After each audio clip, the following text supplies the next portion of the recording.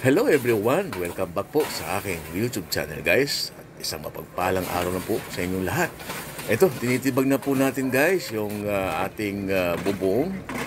Ito po ay part 3 na po ng ating munting tahanan guys na pinarinovate po natin ngayon.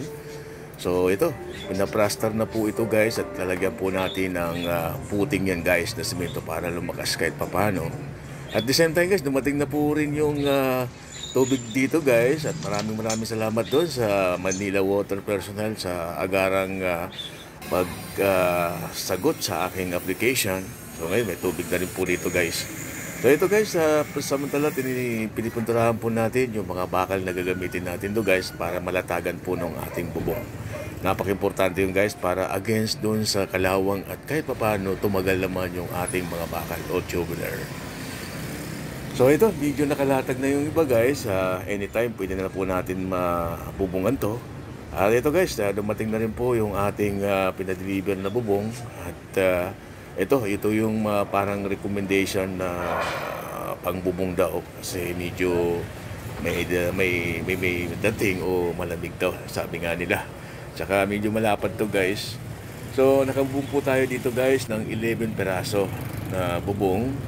So ito, may dumating na naman po uli.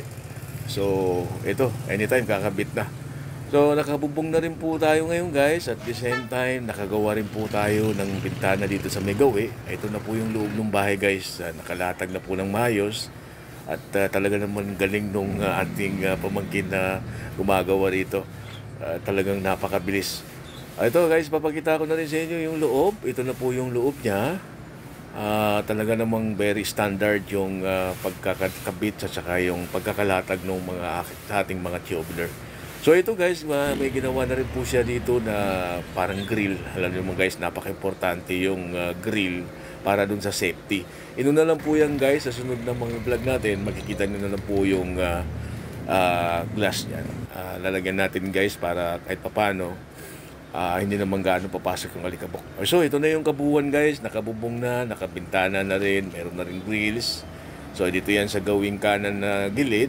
At the same time, ito na po yung harap guys. So nandiyan pa rin po guys yung isang lumang simento natin dyan, ng pader, yung dingding.